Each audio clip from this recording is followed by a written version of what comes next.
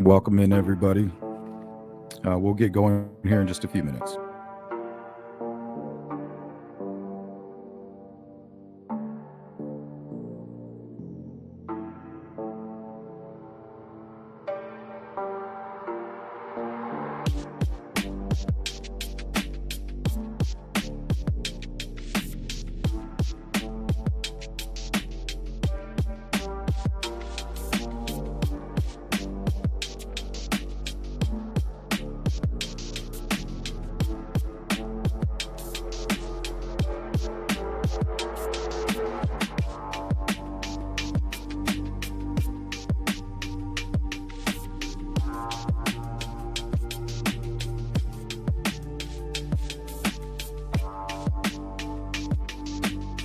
What's up, She Warrior Sensei? Welcome in. Good to see you guys.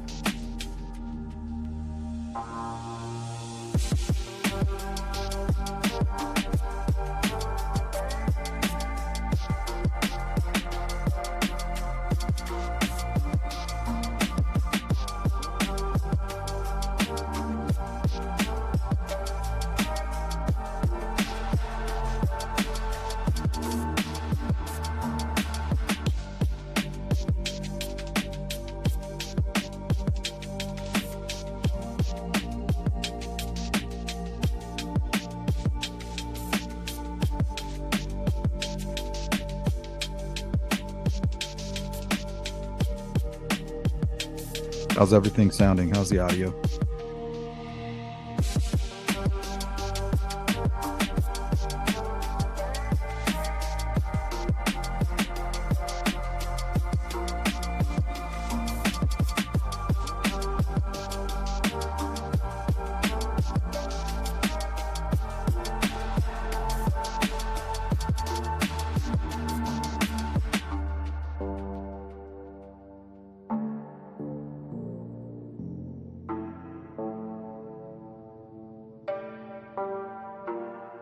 Thank you, Sensei.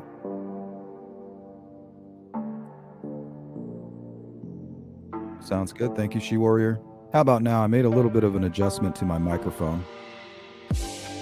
When the music stops, you'll be able to hear me a lot better. What's up, Glam Van?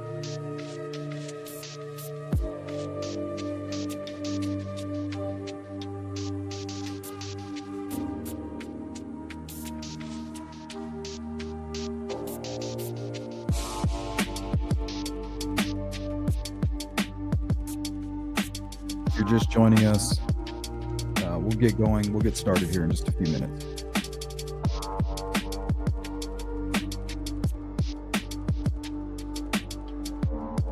Perfect.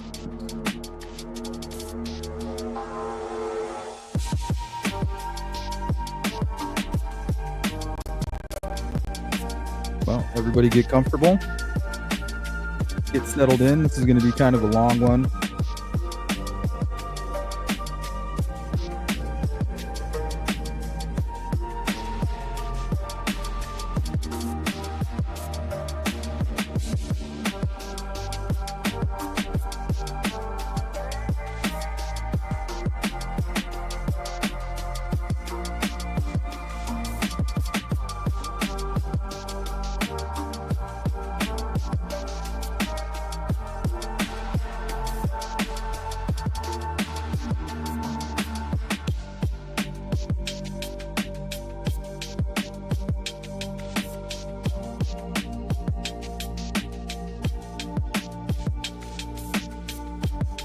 Looks like we got about 10 people in here. Shout out to all of you. Welcome in.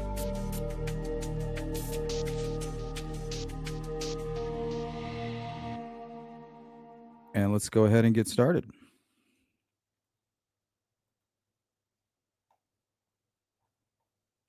I want to welcome everybody back to the Sleuth Intuition channel. I'm your host, Patrick Vallejos. We are broadcasting to the world live from Phoenix, Arizona.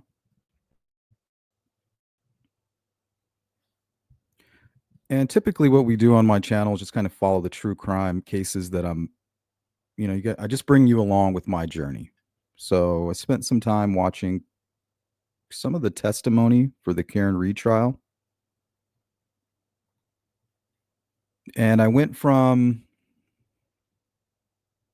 some doubt to very little doubt that she's responsible for murdering John O'Keefe. And the main reason was the testimony from Jennifer McCabe.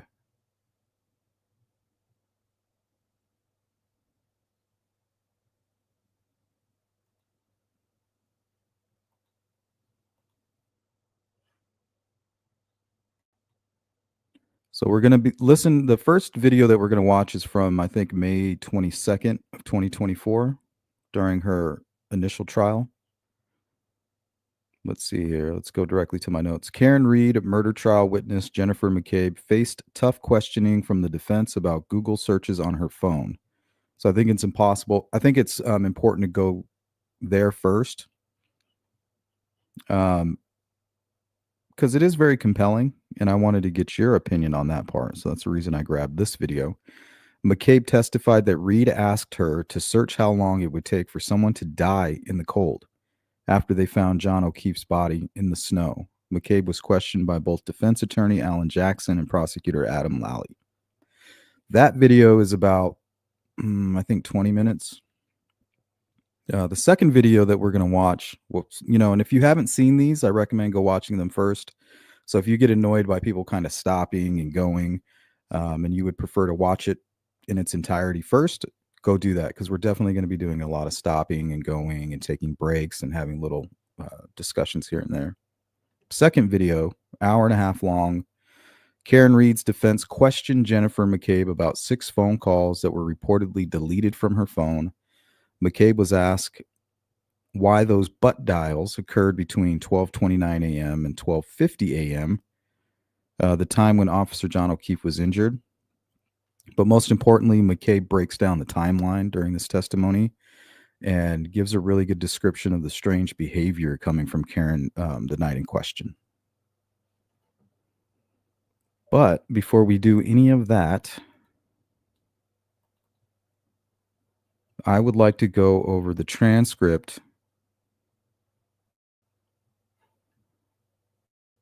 once again of the text messages between Karen Reed and John O'Keefe the morning before the incident.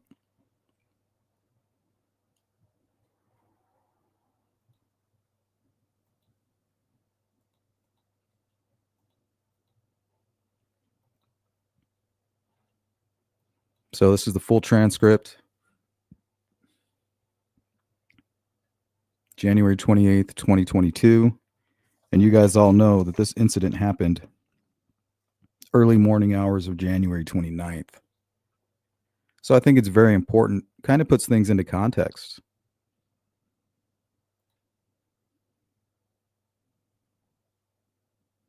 What's up, Elaine? For me, it's the GPS that shows he died when he exited the car. What do you mean? How does the GPS provide proof that he died once he exited that vehicle? What's up, CJK? Mustang, what up? Good to see you.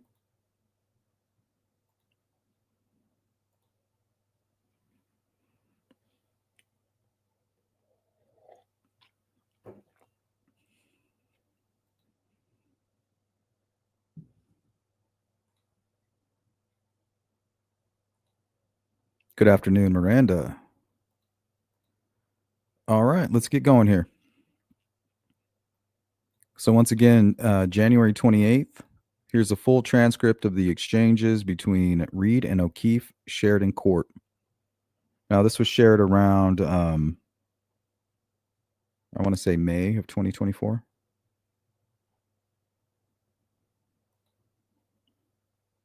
Her next trial is going to be April 1st, 2025, CJK. It was recently pushed back. Judges Beverly, I think it's pronounced Canone, and July of 2024 was the mistrial. Case is out of Canton, Massachusetts. Oh, we got a big old flex from Miranda. Thank you, Miranda. Not guilty. Listen to the engineers. I don't know. I'm gonna tell you why I'm leaning more towards that she is guilty. And this is the main reason is the testimony here from Jennifer. And then we'll kind of we'll see if you guys can persuade me one way or the other. So this is my journey through the Karen Reed trial. We'll kind of keep a temperature check on that.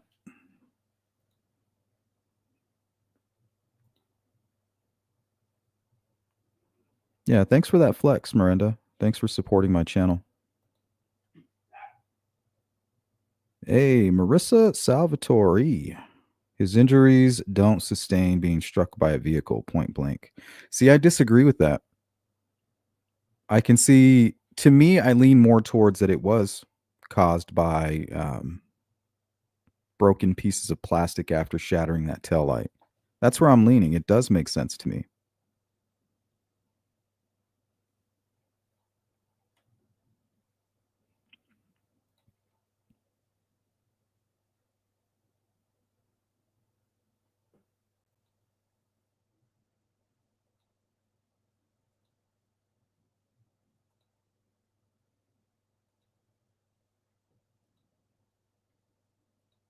CJK says the marks on the guy's arms are so odd. They are. And I believe that's why the defense chose that approach. You know, it gives them a little bit of ammo to work with. I'd like to know the truth behind those marks.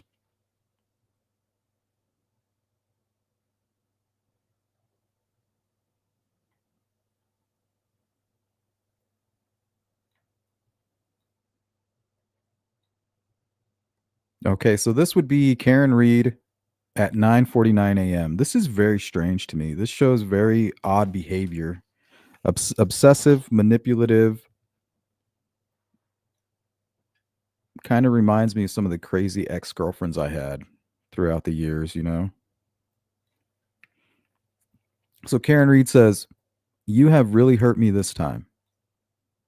At 10:02, John responds, "I'm sorry this has been an issue with me for 8 years. It physically hurts me to see everyone else in their life doing things for them, and I'm forced to always be the bad guy." Karen at 10:09 a.m., the morning before the incident. "I'm not the same as everyone else. Most of the time, I try to do what is healthy, smart for them. More importantly, I try to support you and what you need. You just lashed out at me and said terrible things. I don't know how you've gotten to this point with me when I'm just trying my hardest. You made your point and continue to beat me down. I have a lot going on too. Physically, I am falling apart and trying to get answers and help." So it's kind of like gaslighting and then trying to use that gaslighting to bring the tension right back to her, it seems. Karen follows up, doesn't wait for a respond. 1 minute later, she follows that up with another comment. "I am just your girlfriend. I am not a perfect parent. I am trying very hard and sometimes treat them nothing like I used to." Follows that up about 11 minutes later, no response from John. "Maybe you can call someone." 25 minutes after that, a very late response. "Like who? What time are you coming here?" All right. About 20 minutes after that, Reed, "I don't know what time. I feel kind of out of it. Just trying to clear my head." A quick response from John. "Okay." Another quick response from Karen. "Text me when you guys settle in later." John says, "Sure." 10 minutes later, she just can't, it's like she can't just let it be. She says, "I feel pretty shitty about how this morning went down. I know you said sorry, but it really stung. Especially when I've been trying pretty hard lately. I feel like a loser turning around, just coming back over after everything you said." So it sounds like right now what she's doing, like the way she's communicating, is kind of what John appears to be telling her that he's upset with. He seems to be telling her, like, "I don't like doing this weird gaslight, this weird constant tension." And he's trying to explain it to her while she's putting on that tension while she's presenting more tension. Things in my own life have been difficult to you too, you know. He says, I know. Karen says, tell me if you are interested in someone else. Can't think of any other reason you've been like this. This is typically something somebody says to you that's cheating on you. If usually if they're cheating on you, they have a paranoia, you know, they don't want to be the fool. Some people will cheat on you because now you're the fool first, you know. So when you do cheat on them, they'll say, oh, well, guess what? I already cheated on you, or I've been cheating on you. But typically, this is a sign of guilt to me, you know. When somebody's all paranoid wanting to check your phone, it's because really it's their phone that needs to be checked, or it's their emails or things that they're doing online that need to be checked. Real quick, let's go to a super chat. Worst case scenario, she was severely overcharged. I mean, I don't know. I think it's possible that she could have done it and not realized it and just kind of in her own mind made these weird comments because she suspected. So I think that there's a chance that she doesn't even know. And she's just as curious as everybody else, right? She's like, I don't know. Did I? You know, maybe I did hit him. I I don't know what I did that night. You know, I was pretty out of it. All I know is that I wasn't angry and I didn't just back up into him, you know. So I think there's a possibility she's just as curious as everybody else and waiting for what the experts say because she believes she may have done it. He says, nope, like I'm not. He's like, I'm just really, it sounds like he's annoyed by these types of questions because he knows what that means. Because now he has every right to be jealous. If somebody's asking you, hey, let me look in your phone, or hey, you know, why are you doing this, this, and that? Is it because you're cheating on me? That is a red flag that that's exactly what they're doing to you. It's projecting. He says, nope. Follows that up with, things haven't been great between us for a while. Ever consider that? Kids are here, not in the mood to talk. Like, hey, I need to give them my attention. You're being weird. Read, so you're not into it anymore. That's fine. But I don't want to keep trying and you keep treating me like this. Trying to hug and kiss you this morning and you whack me in the face with a pillow. So now we're like getting into the afternoon, 2:29, 2:30 p.m. Last night you're basically like, yeah, what about when we talk about the future? So why don't you just admit you're not into so much anymore? Into it or into me so much anymore?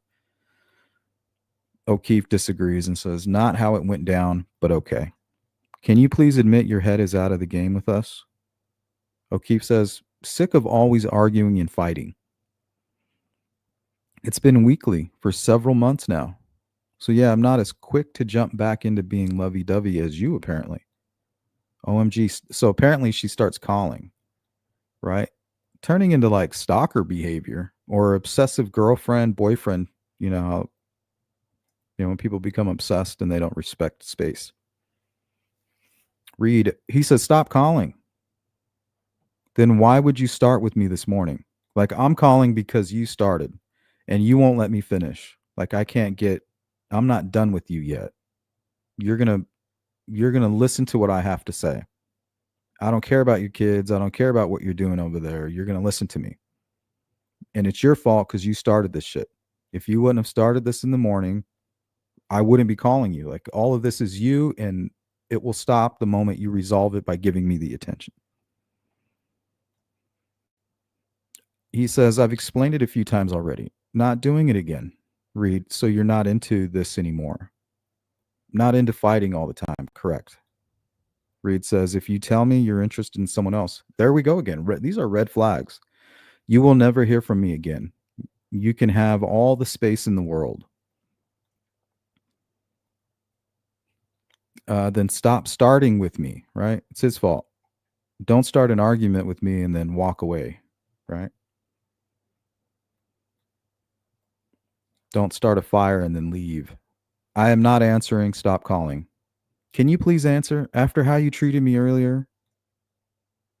O'Keefe says, Kaylee is right here. That must be one of his kids. Karen says, "You start a rager with me out of nowhere and then tell me you're sick of fighting with me." And then at 2:38, she says, "I'm going to grab a drink in a bit." Right? Like she's trying new tactics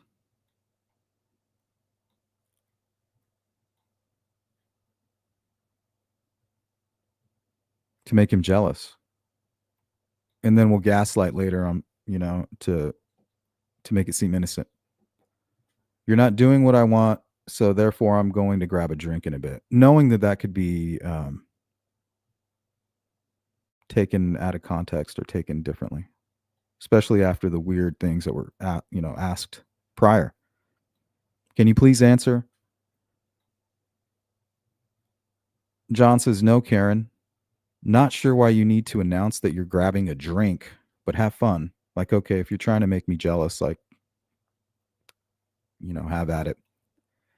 No, she's kind of like, "No, seeing if you want to meet later. You got it all wrong. Can you please call me?" Have to take them to the doctor. He has practice.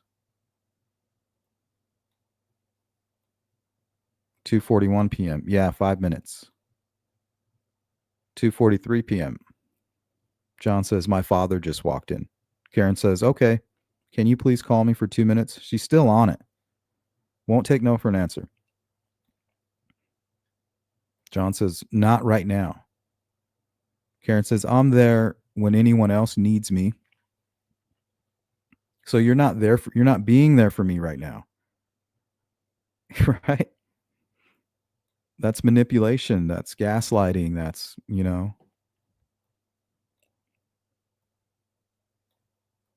basically, I drop whatever I'm doing and give you my attention if you were to call. It's manipulative.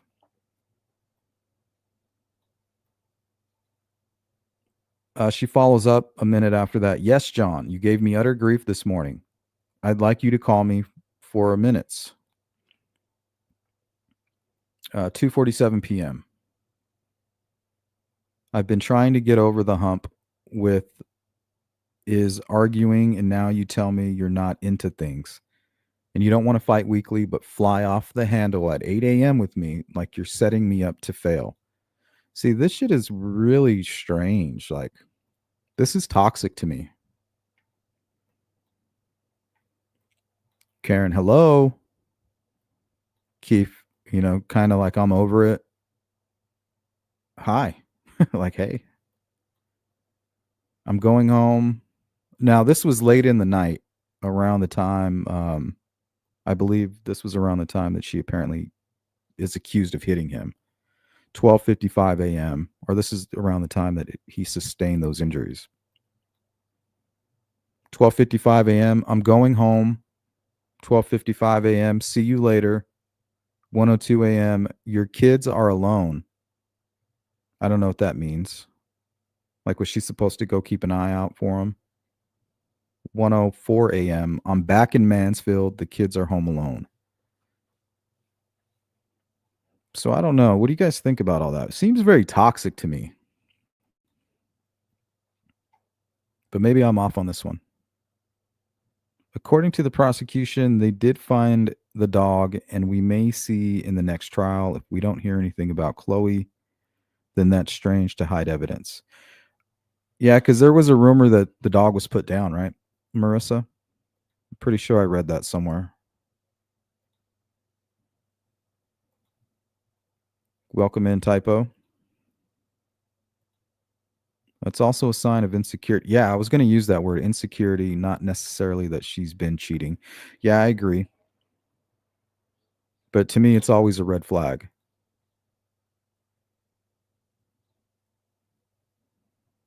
Microdots is another channel with amazing videos, in this case. Short, sweet, and to the point. I highly recommend. Thanks, Marissa. The tail light is odd.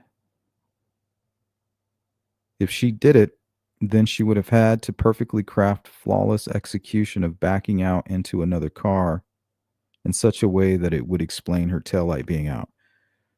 I don't know. I think that she might have just been drunk all day. She kind of seems like she might have been drunk while she was texting.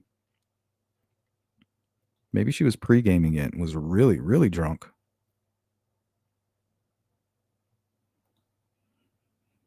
Hey, what's up, Grunge Truck?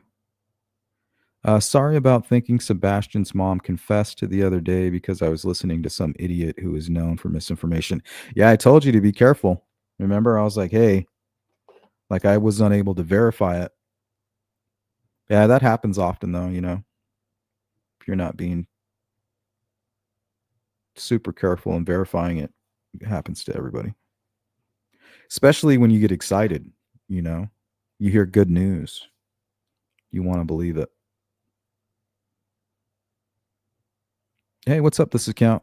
Imagine being in an extramarital affair or otherwise completely innocent and your spouse is murdered, but they genuinely are innocent, especially if they had fights or money problems. Yeah, because you're going to be the first suspect. You'll be the prime suspect.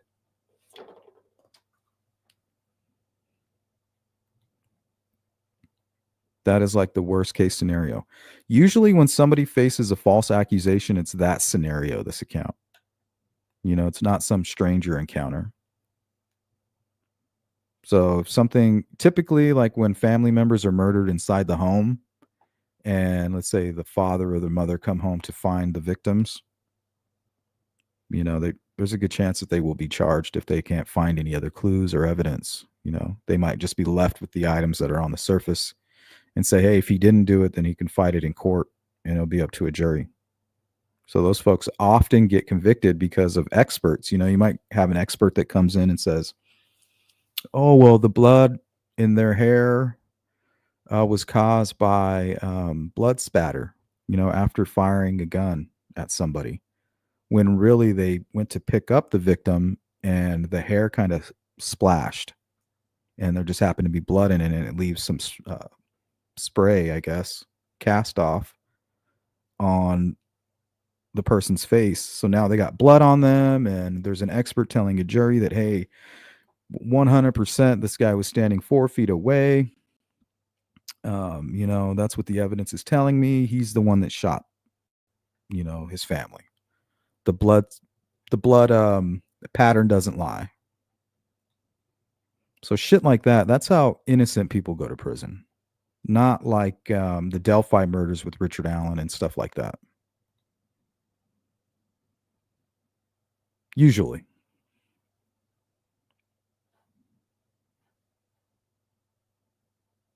Okay, so this first video that we're going to watch and kind of review and go over, it's 20 minutes long. This is about the Celebrite forensic, the digital forensics that were pulled from Karen's phone, or excuse me, Jennifer McCabe's phone. And Karen's defense team is trying to paint this picture that right around the time, just past midnight into the early morning hours, actually minutes into the 29th, early in the morning, that Karen was searching ways and reasons why people would die due to extreme weather, deleting messages, deleting phone calls, butt dialing right around that very same time to paint a picture that she was panicked and that she was trying to cover up a crime. So let's take a look here.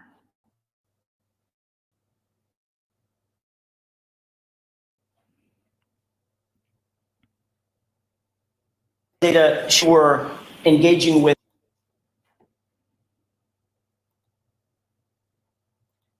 Okay, you guys, give me a second. I'm going to reset my system. I'm getting some weird feedback. You probably can't hear it, but it sounds really messed up on my end. 1 second.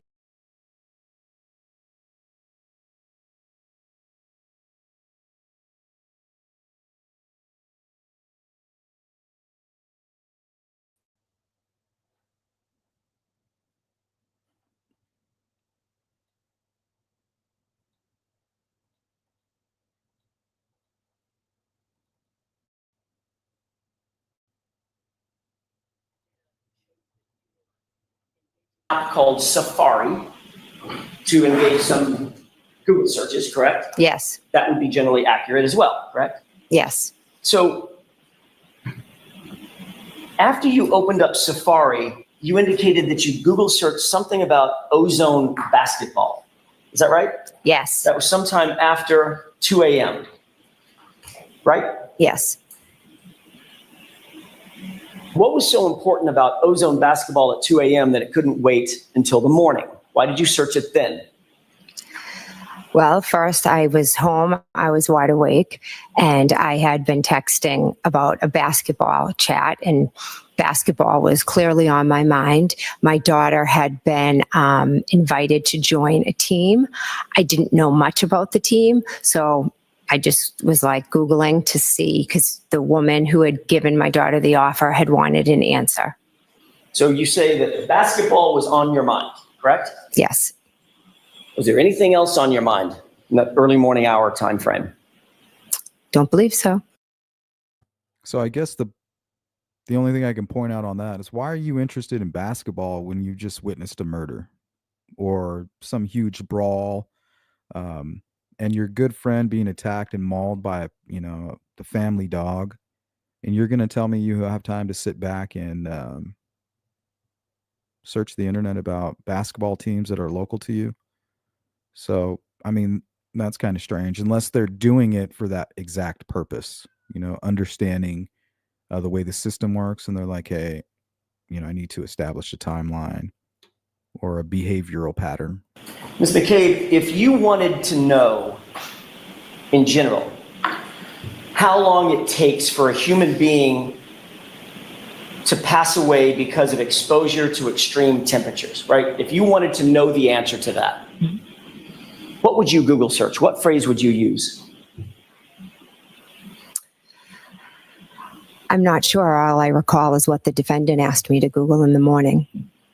If you wanted to know, I'm asking a different question. Mm-hmm. If you personally wanted to know, how long does it take for a person to die of exposure due to extreme temperatures, what would you put in? What phrase would you use? Objection. Sustained. Well, we don't have to guess at the phrase that you would use if you wanted to know something about dying of hypothermia, do we? Did you actually Google searched it? Objection. Sustained. Ask that differently, please. Did you, in fact? Okay, let's go to Marissa's comment. She's clearing up that question I had earlier. Karen's phone picked up John's Wi-Fi at 12:30 something. She was back at the house when they claimed it happened. The footage of her driving past the library on the way to John's was missing. Okay, I see what you're getting. You're saying there's inconsistency in the timeline. Use a phrase to Google search how long it takes for someone to die of extreme temperatures. I did in the morning at the request of your client. Okay. And what phrase did you use? I'm not sure. Let's go to Grunge Truck. I think this is important because it reminds me a lot of the Delphi case and the way the defense team engaged with social media. Let's go to Grunge Truck's comment. This case became a political battle between Masshole Troll Mafia and Turtle Boy. Yep, because wasn't it Turtle Boy that was kind of working hand in hand with the defense team? Really? Correct. I was. 2.5 years of this, you don't know the phrase that you used? Objection, Your Honor. Sustained. There's so many lies and misconceptions question. on social media. Question. Oh,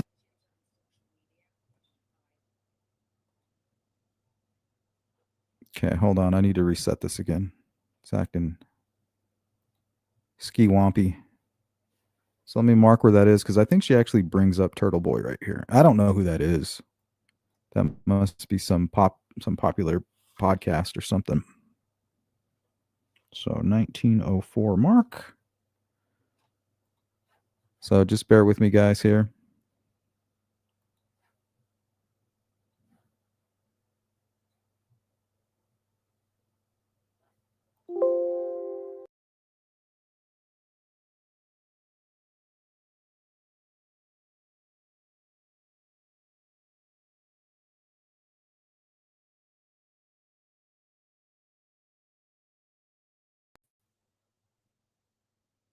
Okay.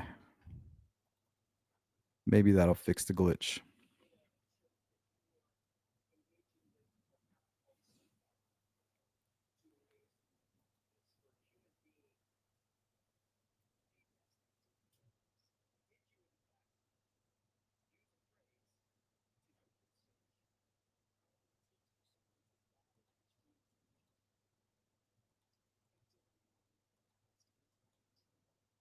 did you use?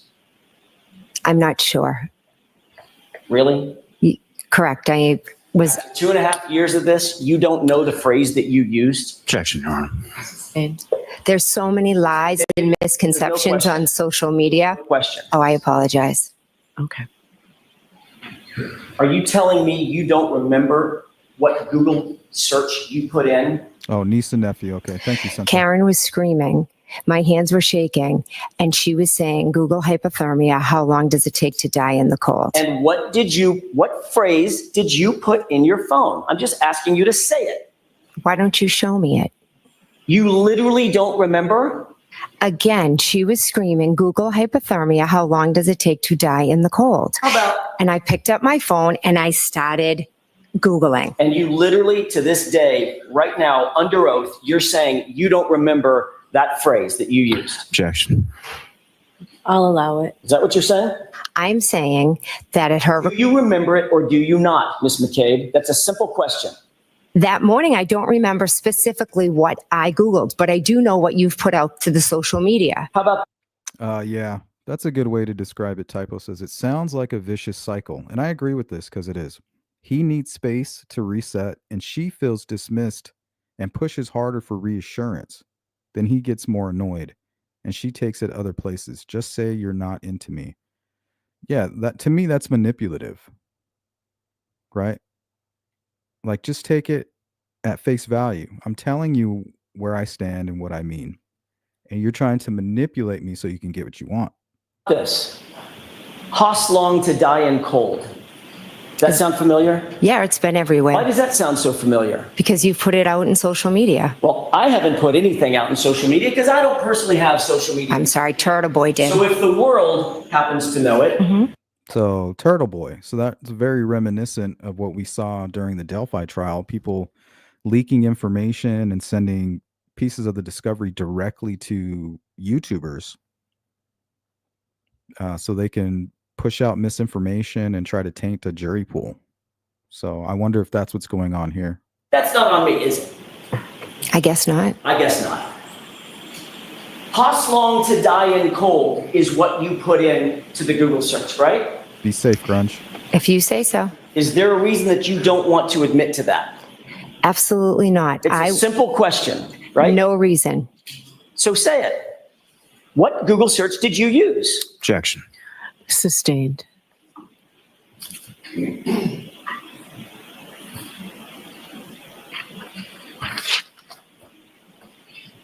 You were seeking at some point to Google how long to die in the cold, correct? Correct. And you made a mistake and mistakenly typed Hoss long to die in cold, correct?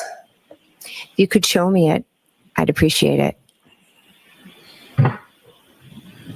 That's a good point. That's something I thought about also, Marissa. Let's go to Marissa's comment. The way she answers questions on the stand is very hostile.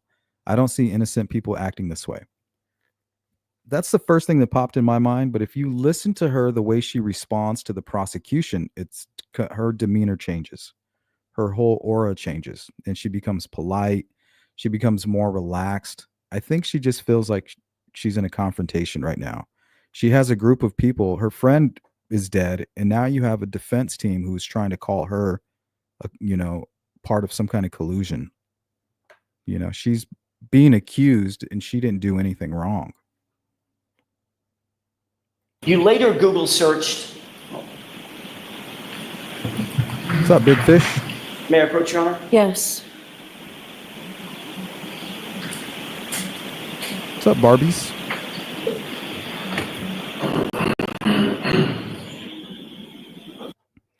Based off the information, Barbies, right now I'm leaning towards Karen Reed had something to do with it, or she most likely did and may not realize it, or may not have done it purposely. But right now, the information is definitely pointing at her, and nothing that I've seen. And I'm not saying that it's not possible for a group of law enforcement officers to stage something like that and to make it appear and then use her as the patsy or the scapegoat. Yeah. And it wouldn't take much. I just haven't seen any evidence of that. And it's like this whole group of people. It's like an entire family. Yeah, they might be loyal, but I mean, we're talking about everybody, you know what I mean? Like small kids, a handful of people. that you would have to go along with this conspiracy. And I haven't seen one real bit of convincing piece of information other than this Cellubrite stuff, like the digital forensics. And then also it kind of sent me down a rabbit hole on how that is and how it can be interpreted by multiple people and explained scientifically. So you have a defense team who's going to try to explain something that they don't understand, right? They're like, oh, you did this, this, and that. Look, it says deleted right here at 12 o'clock. Well, maybe it was deleted. It doesn't mean that she went in and physically hit delete, you know? You would need the Cellubrite expert to kind of explain why it says delete. But the defense is playing on the ignorance of us and specifically a jury. Like, look, you know, I didn't put that there. I didn't put delete here. What does that mean? It says here that you deleted it. But really, if you had an expert sit up there and try to explain the data, you know, they would give a correct explanation, not one that's with a spin on it.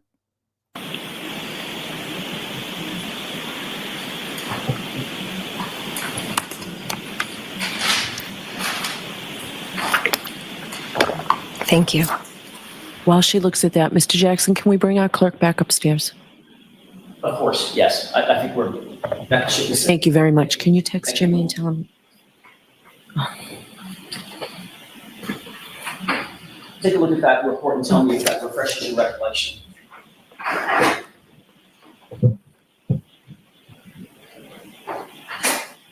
Yes, it does. Does that appear to be an accurate page from a Cellubrite extraction from your phone?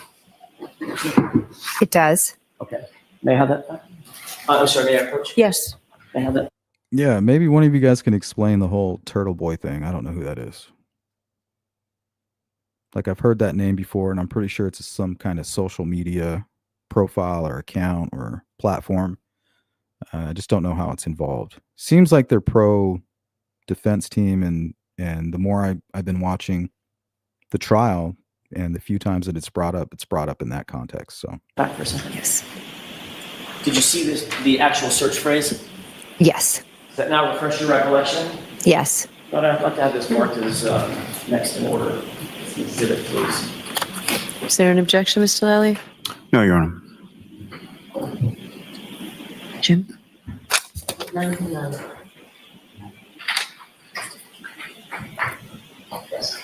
Yeah.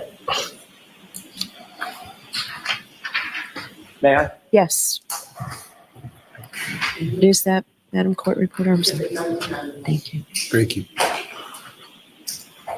What's up, Kimmy? Okay. Oh yeah, shout out to the Drunk Turkey Show. We've been a guest on that show before. I'm subbed up.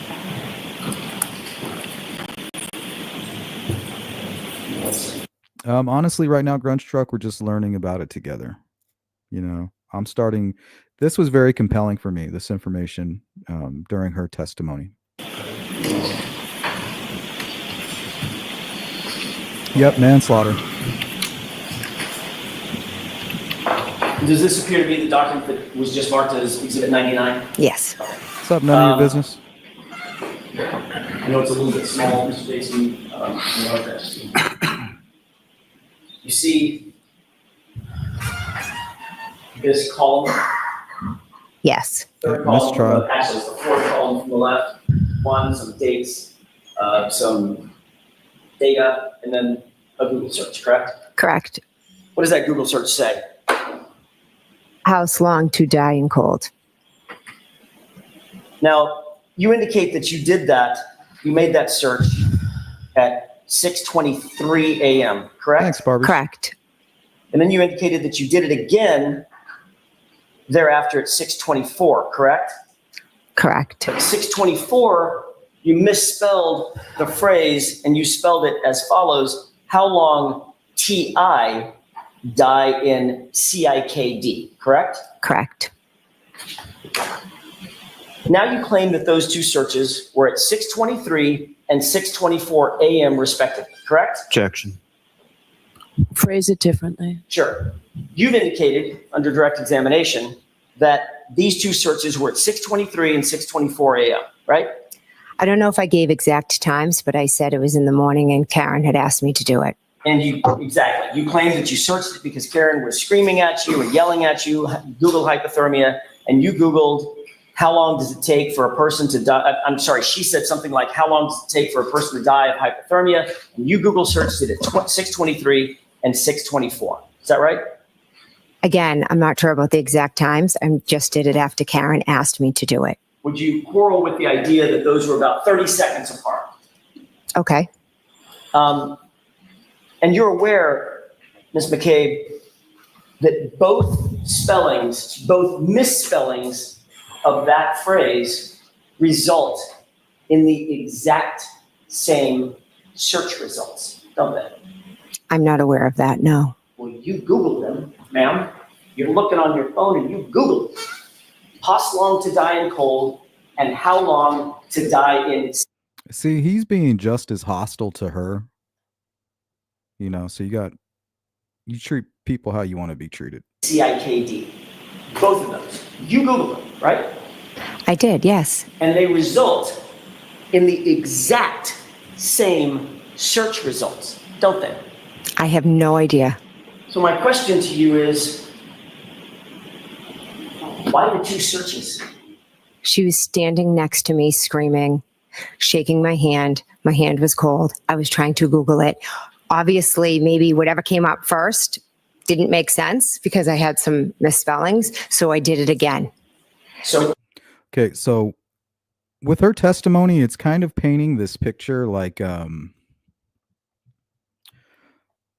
Karen's acting erratic. If he's just missing, right? I mean, she's almost acting like she has knowledge that he's already been injured or that he's in some kind of extreme danger. Everybody else is like, he's just missing. He's obviously somewhere that we're not aware of. Not sure why you're panicking. But McCabe, during her testimony, she paints this picture that Karen is like, maybe I hit him. Look at my tail light, and screaming at everybody, telling them to do, search Google for hypothermia and things like that, as if she already knows that he is out exposed to the elements. So it's almost like she has knowledge already of his circumstances.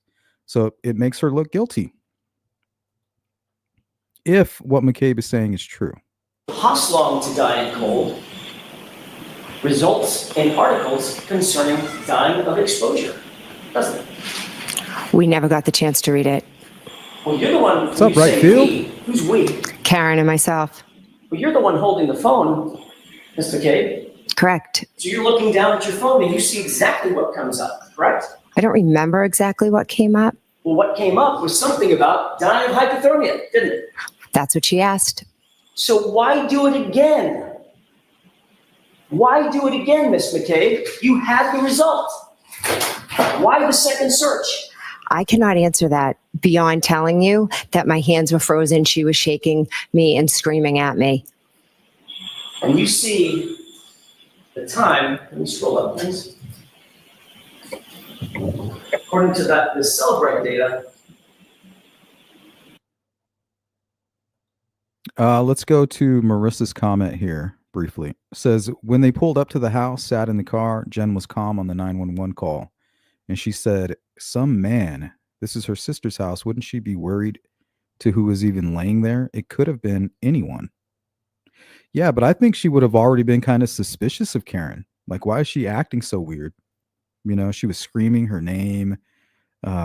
She was acting erratic. So maybe she's like, well, maybe she's already in shock. Like in her subconscious, she knows what this could be.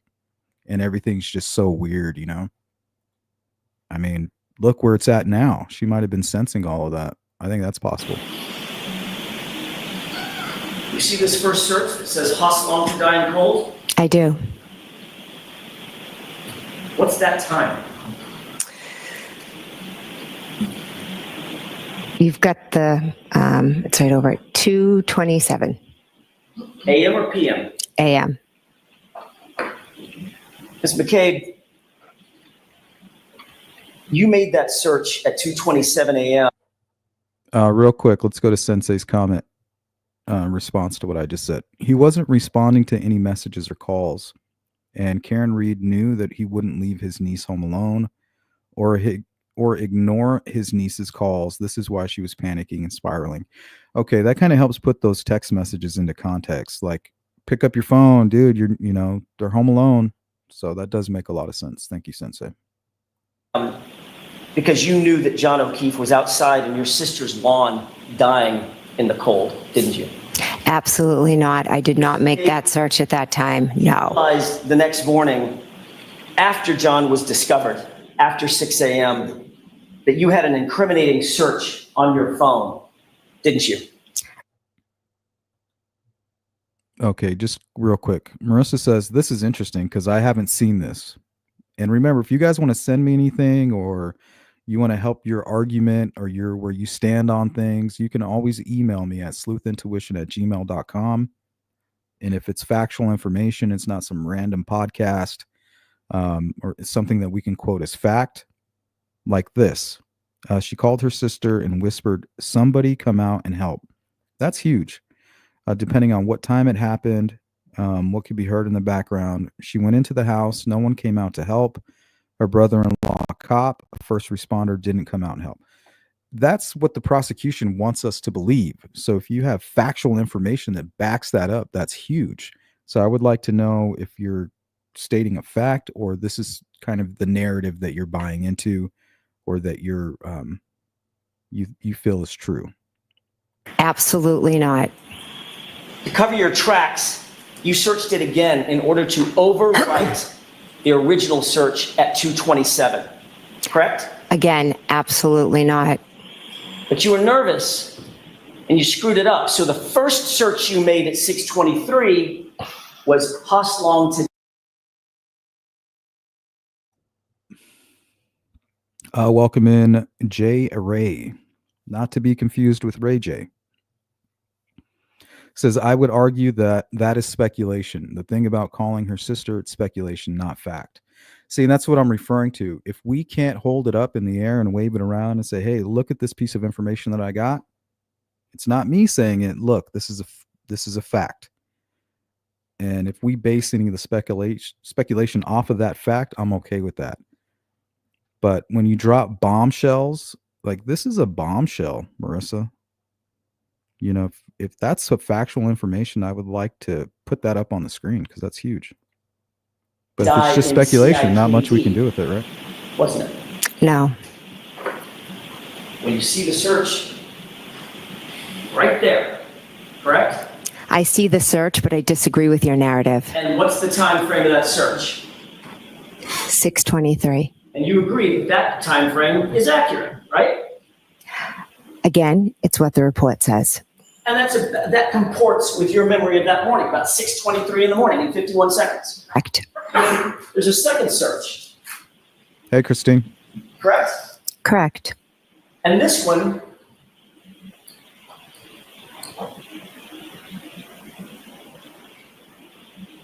at 6:24, says Hoslong to die in cold. 6:24:16, correct? Every time he says that, it sounds funny. Hoslong. It's like, jeez. Correct. I'm sorry, 18. That was not that great. And that comports with your memory as well. Okay, continuing on with this strange information here. Remember this, a lot of this stuff is new to me, guys, so I apologize. I'm leaning on you guys for all the information, but Marissa says it's not speculation. It's caught on John's voicemail. Karen's phone was connected to the voicemail when Jen was on the 911 call. So then that means that they played it during the trial, right? So if anybody has the link to that, we'll play it here. We'll listen to it and we'll talk about it. I remember Googling it at the request of the defendant. Yes. About 27 seconds apart, correct? Yes. The voicemail, Cam. But the reality is your first search didn't comport with the 2:27 a.m. search, did it? It was a different spelling, wasn't it?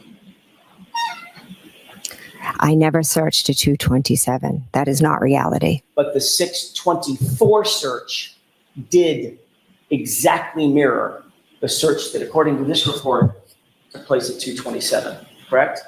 I'm sure Celebrite will be able to explain it to you. I can't. And then of those 3 searches, one of them ended up deleted. Isn't that right? I never deleted any search. Take a look at the Celebrite report, top search, and the column marked deleted. What do you see?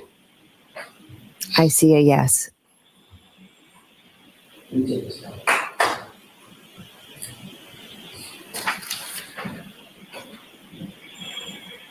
Ms. McCabe, the reason you deleted that 2:27 a.m. call is because you realized that if you were caught Googling how long it takes for a person to die in the cold 3.5 hours before John's body was found, that would incriminate you, wouldn't it?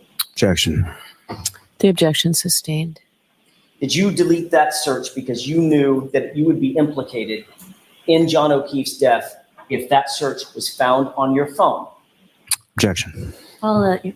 Could you answer that, please? I did not delete that search. I never made that search at 2:23. I never would have left John O'Keefe out in the cold to die because he was my friend that I loved. But he's not your family, is he? Family and friends. Is he not Objection. Sustained. You acknowledge that you made the search at 6:23, don't you? In the morning I did, yes. Acknowledge that you made the search at 6:24. Multiple times in the morning, yes. Of the 3 searches that show up that were all found on your phone, the one that you disavow is the one that took place at 2:27 a.m., which would implicate you and exonerate my client, correct? Objection. Sustained. Can I ask it differently, Mr. Jackson? Of those 3 searches, there was only one marked deleted. Isn't that right? Correct. That was the one at 2:27 a.m., correct? I wouldn't even know how to go in and delete a That's not what I search. asked you. The one according to the Celebrite report that was deleted, the one at 2:27 a.m., correct? Correct. Okay. So, Marissa, you're basing that information off of a podcast? That's where you're getting the information?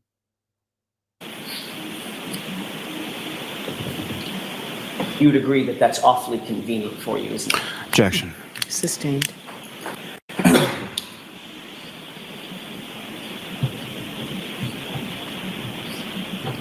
Now, with reference to you get home from Fairview around 2 a.m. or somewhere in that time frame, you go up to bed and you do some searches on your phone, correct? Correct. And so there's a Safari tab or application on your phone. That's where you access Google. Yes. Is that typically where you would access Google? Yes. And you were looking at Ozone basketball. You're also looking at Hockamonk. Is that right? Objection. Sustained.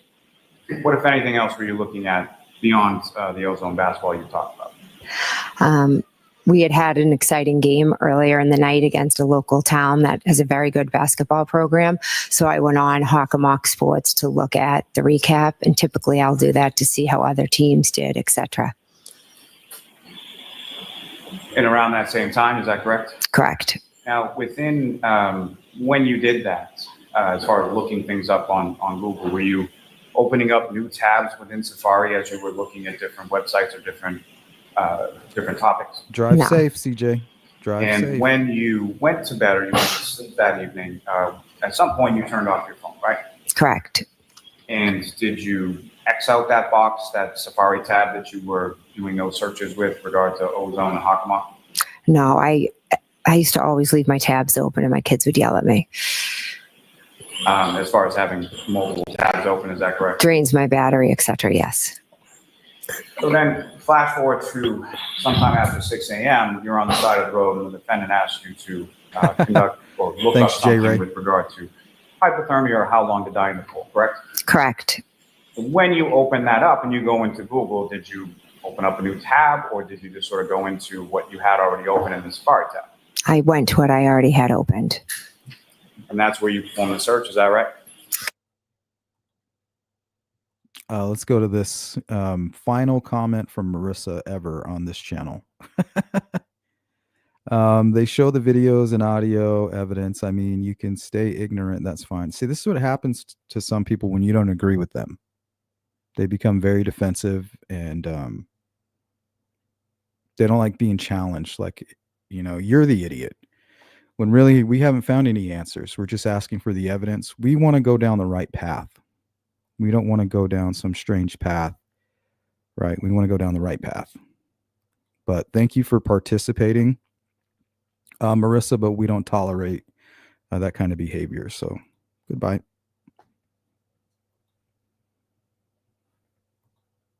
Excuse me? That's where you performed the search that you were just being asked about? Yes. And you never made any search like that at 2:27 in the morning, correct? I did not know. Now,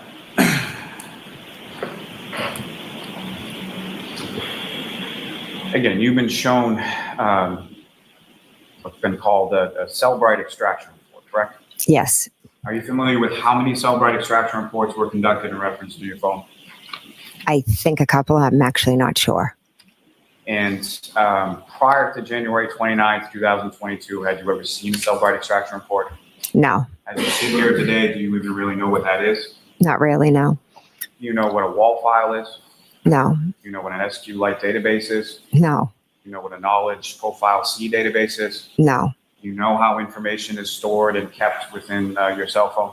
No. It shows that you were engaging. Okay, so that's video number 1. I thought it was important to go over that stuff because that is kind of the argument that goes with the defense. This one is going to be the second half, I believe, of the May 22nd. To share with the group. This is where she's going to go through the timeline of everything. It's really long-winded. This is going to be really long. We may have to cut it short, or maybe less interruptions, because I mean the video alone is an hour and like 20 minutes long. So, but this to me is very compelling and very damaging for Karen. I think, like I said, I'm open to everything, just like you are, J. Ray. I'm open to the truth, but right now, this to me was very compelling and damaging for the defense of Karen Reed, in my opinion.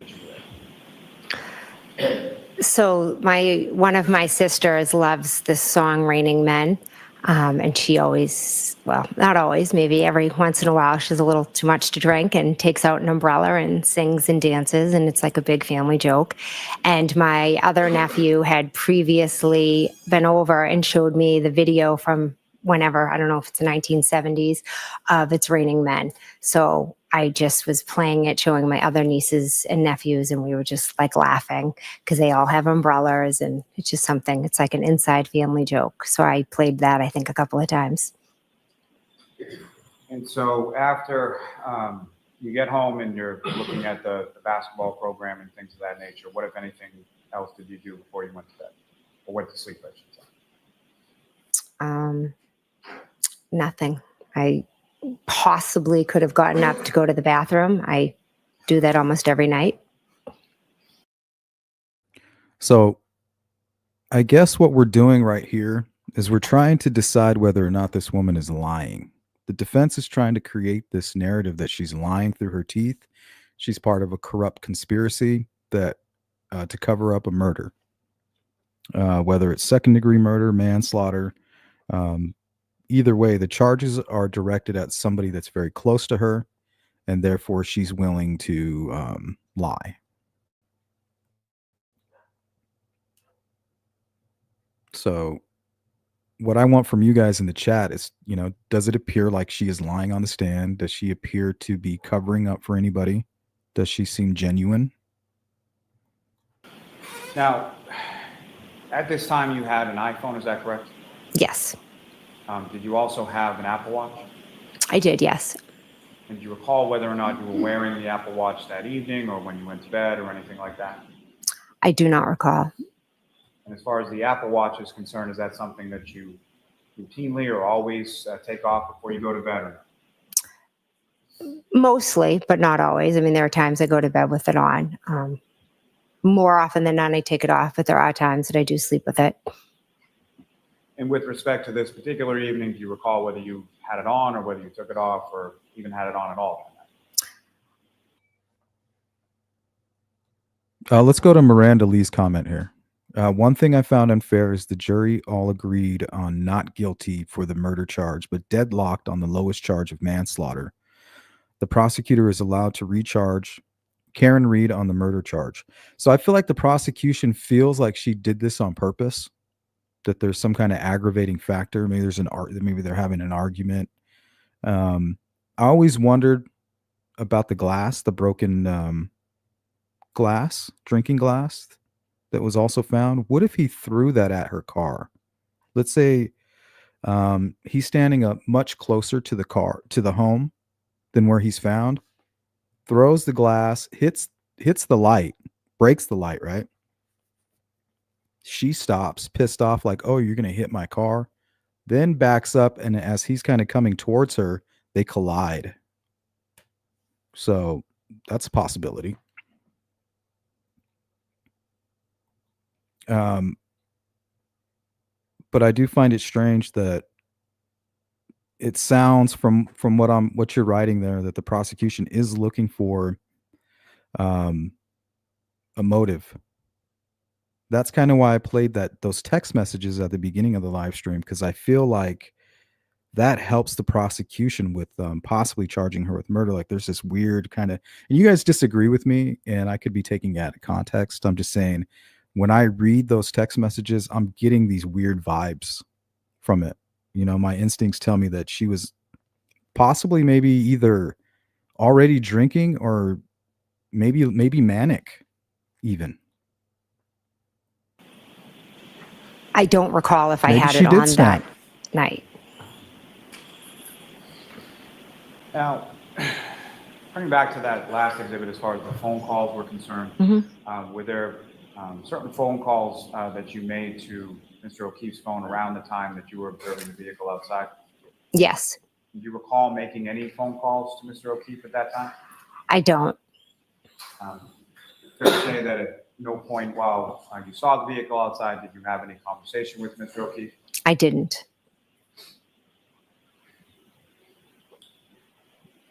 Now you go to sleep, and at some point later on in the morning, you wake up, correct? Correct.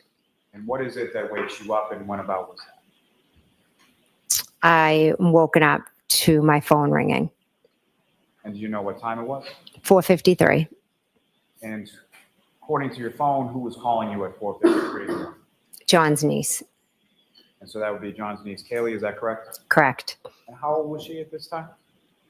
I believe she was 14. And she had just gotten into Bishop Thean, correct? Correct. So she was in 8th grade going in, finishing up her 8th grade year of middle school, correct? Yes. Is that a normal thing Okay, so that's interesting. So 4:53 a.m. John's niece, 14-year-old, calls Jennifer McCabe and says, "Hey, like we're here alone. Like, what's going on? Where's John?" So I'm assuming he was supposed to be back, hours prior to that phone call. So if John's already deceased around anywhere between 12 and 1 o'clock, what's Karen doing throughout this time? Does anybody know? Kaylee would be calling you at 4:53 in the morning on a Saturday? No. So you answer the call, is that correct? Yes. When you answer the call, who, if anyone, is initially on the other end? Initially, it's Kaylee. And what, if anything, did Kaylee say to you? That John didn't come home, and Karen and we wanted to talk to me. And even in that initial call, when you're speaking to Kaylee, what, if anything, do you hear sort of in the background when you're talking? Karen screaming. And could you hear what she was screaming? She was just screaming, Jen, Jen, Jen. Fairly loud. Okay, isn't that really strange? So they're getting a call. So is she saying that she can hear Karen Reed in the background of the niece's call? Did I hear that right? Let me know if I have that right. So if she is in the background of the niece's call acting so erratic, to me, that could be an indication of prior knowledge, to something very tragic that's happened. Like she's experiencing it already, like the tragedy and the effects of it, way before these guys, because they haven't even discovered the tragedy yet. Is that correct? Extremely. Now, at some point, does the defendant get on the phone with you? She does. And what, if any, conversation do you have with her at that? She proceeds Hey, to Jeanette, scream my thank you. name multiple times. And she tells me that John didn't come home. They got into a fight and that she left him at the waterfall. And how do you respond to it? Okay, so I found that extremely interesting. See, I didn't know about that. Let me play that part back. My name multiple times. And she tells me that John didn't come home. They got into a fight and that she left him at the waterfall. Okay, see, I didn't know that it was a fact that they had gotten into a fight. See, I didn't know that part was news to me. What's up, Scott? Welcome in.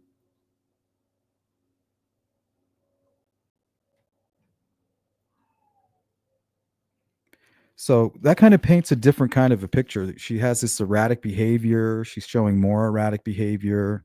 And now there was a fight. So we have this strange argument that we have proof that happened. We can kind of put it a little bit into context where she was at, right? And if we can agree on anything, we can say she was insecure. She sounded, if we can, the consensus is she was very insecure on that phone call. I suspect maybe even already drinking, perhaps. I don't know if she's on medication or whatever. She seemed a little bit under the influence. If you ask me. So now that we know that there's a fight, there was an argument earlier that morning, somewhat erratic behavior prior to the incident. So could that have all boiled into some kind of explosive behavior? An argument, blah, blah, blah. It's over then. Maybe some harsh words were said by John. And just in this strange state of mind, she kind of snapped. Oh, you're going to hit my car, or you're going to kick my car, or you're going to throw something at my car, or you're going to say that to me after everything I've done to you. And then boom, you just snap. She hits that reverse. I think that could have very well have happened. And how do you respond? I had just woken up. I was confused. I didn't know what she was talking about. I was like, what are you talking about? And then she, told me that they had gotten into a fight and she left him there. And now where is he? And she was just kept screaming my name over and over. And so then I remembered. Yes, exactly. Miranda says, according to McCabe. So that's what we're doing. We're observing her. We're reading her body language. She's on trial too right now by this defense team. She's kind of like a third party suspect, right? You're part of this evil cabal that was weaponized against our client because of circumstances, right? You're on the outside. We fucked up over here and we're going to put everything on you. We did we didn't mean to kill him. We just kicked him out. He's a grown man. If he's going to get too drunk, come in the house all angry, start a fight, and then somehow the dog gets a hold of him, and the dog bites, that's already a whole nother argument. Without those actually being dog bites, I mean, was there any evidence of a fight even at all? So that Chris Albert had still been at the bar. So I thought, well, maybe John walked home with Chris because Chris lives close to the waterfall. And so at some point that conversation ended and you recall how that ended? I told her that I was going to call Julie and see if John had ended up with Chris. And so you hang up with her, and then what did you do next? I called Julie Albert. And did Julie pick up the phone? She did not. And as you were calling Julie, did you have any conversation with your husband, Matt, around that time? Yes. He, had kind of shot up out of bed when Karen had called. When Kaylee had called, because Karen was screaming. And then he was, what's going on? And I said, well, I'm calling Julie because Karen, they got into a fight, and I was trying to explain it to Thanks, him. Kim. And he said, what are you talking about? We saw them outside of your sister's house. And at that point, I hung up. And when you hung up, Julie had not answered yet. Is that correct? Correct. Now, as far as Miss Reed is that someone who had your phone number? Did you have her plugged into your phone as a contact before that date of January 29th? No. So never had any kind of conversation with her over the phone as far as a text. Let's go to Jeanette. Maybe they should all stay out of the bar, in my opinion. Yeah, for a bunch of cops, nobody's really pointing out the fact that these guys were all out drinking and driving, bar hopping, acting like a bunch of like young teenagers, sneaking glasses in their jackets. That shit I did when I was 21. Her phone call or anything, you didn't even have her information. Correct. And so after hanging up while calling Julie, what, if anything, did you do then? And then I'm not sure if I called. Kimmy has a question. If Karen was innocent, would there be a trial too? Well, technically it would be a third trial, but no, that would be double jeopardy. You would need new evidence in order for that to happen. Called Kaylee back, or if Kaylee called me back. But at some point you get back in touch with Kaylee, or at least her phone, correct? Yes, I get Karen. I get in touch with Karen again, and I say, Karen, we saw you outside of my sister's. And what was her response to that? She told me that she didn't remember going there, and then she started yelling. See, it's like she may have been so drunk that she doesn't remember doing it. Like she probably remembers bits and pieces. Like, oh, it's all coming back to me. We had an argument, and then I remember reversing it, and then kind of being in a blacked out state. Or maybe she did it and she just doesn't realize it. Like, to her, she really didn't do anything because she can't remember it. Like, I don't know. Maybe I did, maybe I didn't. But if you're accusing me of it, you better prove it. Jen. And then she was saying, did I hit him? Could I have hit him? And then she proceeded to say that she had a cracked taillight. Okay, to me, that's extremely damaging. So this is the most important part. If this is the only part that we even listen to for the remainder of the live stream, this is it. This part blew me back. I said, okay, why is she talking about hitting him? Why is she looking at a broken taillight and saying, oh, well, maybe I hit him? That doesn't make any sense. That, to me, that does not look good for Karen. She has prior knowledge that somebody was hit. Even the fact that that would come into her mind doesn't make any sense. Because John's not home and your taillight's broken, that's because you hit him. That knocked me back a little bit. And this is while you're still in your home and you're in your bedroom, correct? Correct. And what was your response to that? I thought she was honestly like just talking crazy. And then she said, oh my God, I left him there. Like, she was extremely irrational. Right? So before they've even found his body, she says, I left him here. I think I hit him. My taillight's broken. I can't believe I left him here. So exactly what it looks like. Why is she yelling things out that match up perfectly with this potential cover-up? Right? How does she know about this cover-up? How does she know how they covered up the crime? She seems to be the only one with inside information at this point in time. Right? He's missing. They don't know where he is. But according to her, her leading theory is that I hit him, left him out in the snow, and that's why my taillight is broken. That shit's... Remember, we're looking at this through the eyes of the jury. How are they going to take this? Because that's how I'm taking it. I don't know about you guys, but that's extremely damaging. She said that it told me again that they had gotten into a fight. So now she was just kind of all over the place, just screaming. She was very hard to understand. So my brain started going, okay, well, if she left him there, Where could he be? Who could he be According to Jennifer, that is. Right, Miranda? with? If you believe As what you're she's going saying. through that sort of process, what did you do next? So then earlier in the night, there was another individual who we had been in contact with, or my husband had been talking to, and he had mentioned that he was going to meet up with John at Waterfall as well, but he never ended up coming. I knew he was at a house close to Fairview. So I thought, well, maybe if they got into a fight, like John might have texted this individual and maybe he just ended up on his couch. Who was that individual? Tom Beatty. Okay, so there's your normal theory, right? From somebody that has no clue what might have happened, right? That's the normal response.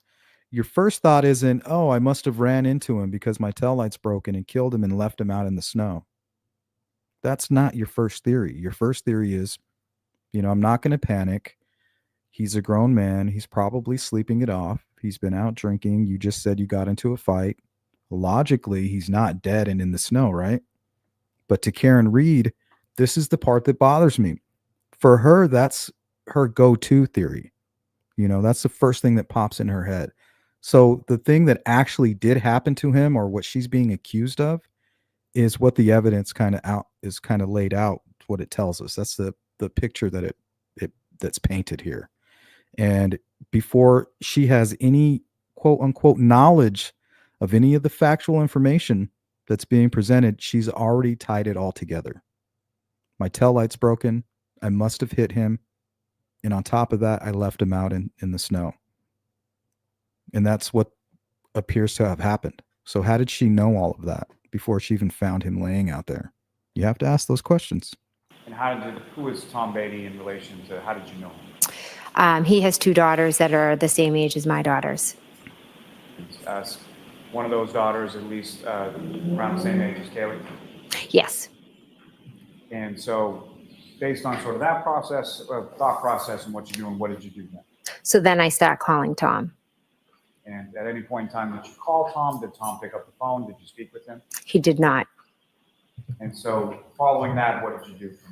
So I know at some point I was starting to call John. My husband was as well. At that point, I get up and I'm like, okay, well, got to go out and look for him. And in my head, I was thinking I'll drive over to Tom's and maybe he's there. All right, let's go. This is important information. There was only one officer, an ATF officer, at 34 Fairview. So, yeah, because I made the comment early on that it was a house full of cops. So that's my bad. Thank you, Kimmy. I then go downstairs. Matt gets up. He's starting to get dressed. I go downstairs. I make a coffee. And I'm not sure how much time passed, but then all of a sudden I hear screaming out front. Now, if I could just take it back for a second, as far as a decade or so that you had known and been friends with John O'Keefe, with his either his niece or his nephew or both home, is him not coming home, is that something that had ever happened before, you were ever aware of before? I was never. Ask it differently. Had John ever gone out at night and then not come home when the kids were home? Objection. I'm going to allow it. Not to my knowledge, no. So at some point you make your way downstairs, is that right? Correct. And then what, if anything, did you hear once you were downstairs? Screaming And where was the screaming coming from? out front. And when you heard that screaming, where did you go? I ran to my front door. At some point, did you open your front door? I opened my front door, correct. And then what did you see when you opened the front door? Miss Reed came running up my walkway.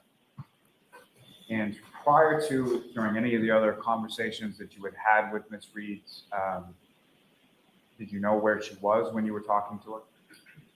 No. Obviously, the first call was Kaylee calling from the house. That Yes. was the assumption. Mhm. And then So subsequent. is that a yes or a no? Yes. And as far as the second call that you were talking about, do you know where she was when she was talking to you then?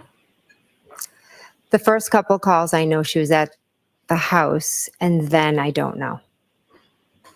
So was opening your door, hearing the screaming from out front, was that something that surprised Yes. you? And when you hear the screaming, if you could just explain to the jury, how loud was the screaming that you were hearing? Very loud. And what, if anything, was she saying? It was more of the, Jen, did I hit him? And then she would yell, did I hit him? Could I have hit him? Okay, so I don't know how you get past that. I mean, she's testifying under oath, under threat of perjury, right? So I think we're actually going to end there. I'm going to replay that part. We're going to talk about it for about 5-10 minutes. Was opening your door, hearing the screaming from out front, was that something that surprised you? Yes. And when you hear the screaming, if you could just explain to the jury, how loud was the screaming that you were hearing? Very loud. And what, if anything, was she saying? It was more of the, Jen, did I hit him? And then she would yell, did I hit him? Could I have hit him? Okay, so before they found or discovered O'Keefe's body laying out front of their friend's home, this is what Karen Reed is doing. She's acting very strange. She's screaming at early hours of the morning, waking up the entire neighborhood, talking about, did I hit him? So that's kind of where I'm at with this case right now. This testimony was extremely, extremely convincing.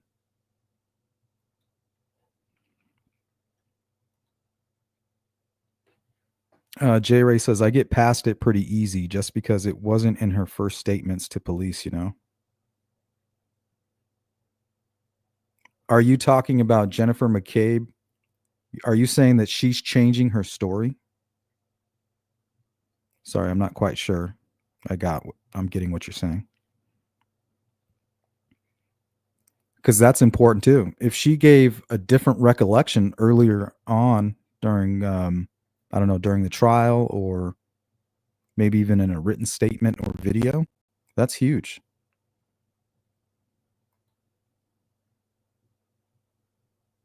It's not proof of a lie, but you know, that's usually a good indication that somebody's lying, is that their story changes. It's not proof, of course. Scott, that says a lot if she's never mentioned this before.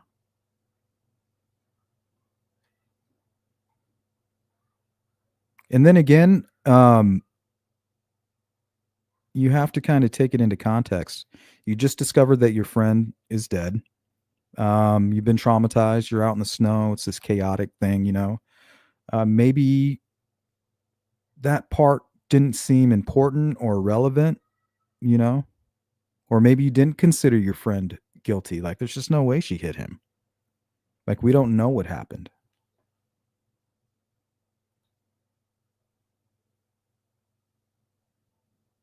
No, that's what we should do. We're going to do a part 2 on this. I have her cross-examination. It's on here, but we're just out of time. And her body language just completely switches up.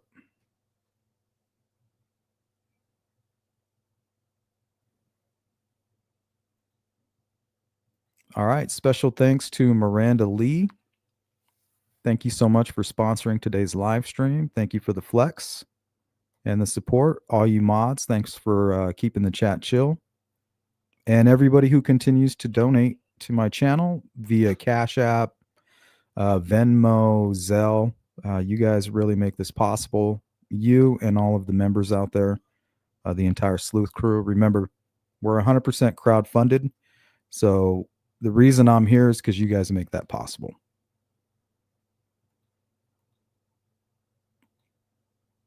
But that is going to do it for today's live stream, everybody. We'll go ahead and play some music, and we'll get out of here.